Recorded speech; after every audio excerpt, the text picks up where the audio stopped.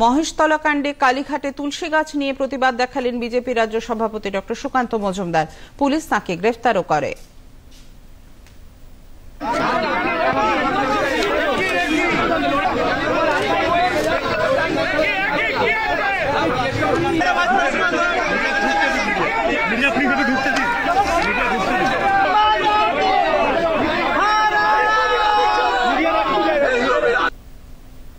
মুখ্যমন্ত্রী মমতা বন্দ্যোপাধ্যায়ের সরকার রাজ্যে ইসলাম ধর্মীয় মৌলবাদের কাছে আত্মসমর্পণ করেছে বলে মহেশতলার মতো ঘটনা ঘটে চলেছে বলে অভিযোগ করেছেন বিজেপি রাজ্য সভাপতি তথা কেন্দ্রীয় প্রতিমন্ত্রী সুকান্ত মজুমদার।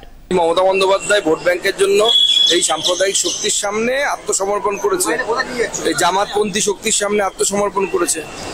যেখানে পুলিশকে পিটিয়ে ভিড়কে সরাতে হতো সেখানে পুলিশরা সাদা রুমাল দেখাচ্ছে। এইভাবে দাঙ্গা আটকানো যায় করুন? আবার হিন্দুদের বাড়ি ঘর ধর্মীয় স্থান সব নষ্ট হয়েছে। এইভাবে রাজ্যটাকে বাংলাদেশ বানানোর চক্রান্ত মুখ্যমন্ত্রী এবং তৃণমূল কংগ্রেস করছে।